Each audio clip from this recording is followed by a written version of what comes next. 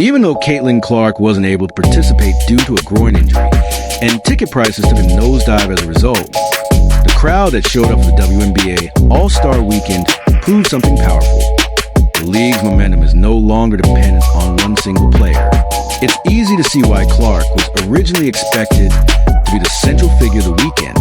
Her arrival to the Indiana Fever last year created a wave of excitement that extended far beyond the court.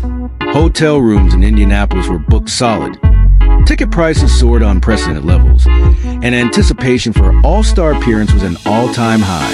But when she announced she wouldn't be competing, either in the three-point shootout or the all-star game, many wondered if the fans would still show up.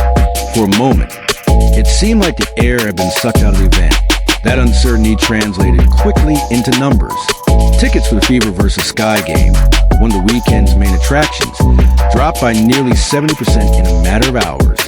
Headlines speculated whether the absence of Clark would deflate the spirit of the event. And for those deeply embedded in sports culture, like Ben Pickman and Zayn Ikeda, hosts of the No Off-Season podcast, the question became something much bigger than just missing one player.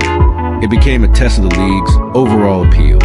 Pickman reflected on that anxiety, admitting there was a genuine concern over how the weekend's atmosphere would hold up without its brightest young star.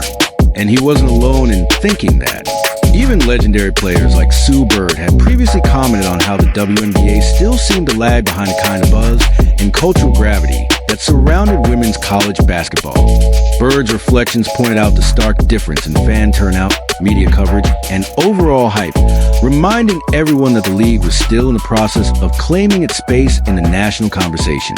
But something remarkable happened once the weekend officially kicked off. All the doubts, all the nervous anticipation, quickly gave way to something far more exhilarating.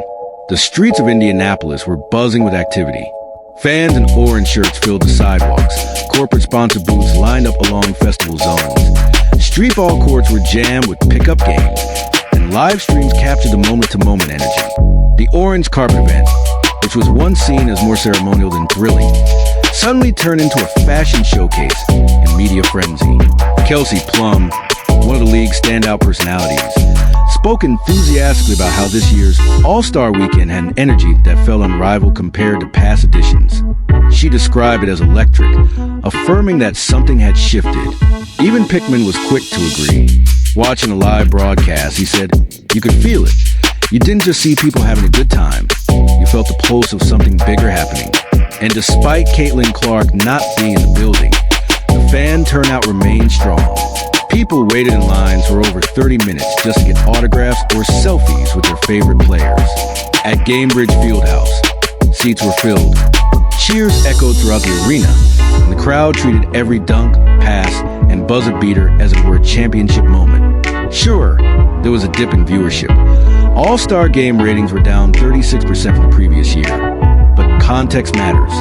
Even with the drop, the game still attracted 2.2 million viewers, marking just the third time in WNBA history that the All-Star game crossed the million viewer threshold. And even more surprising, the skills challenge and three-point contest actually outperformed last year's numbers, jumping a massive 89% ratings. That increase happened despite the fact that Clark, arguably the most high-profile sharpshooter in the league, was involved. That alone sent a loud and clear message. Fans aren't just here for one name anymore. The shift in attention reflects a deeper transformation within the league. Zayn Ikeda put it plainly when she said the perception of the WNBA has evolved. There was once a time when fans would compare it unfavorably to the excitement of women's college basketball.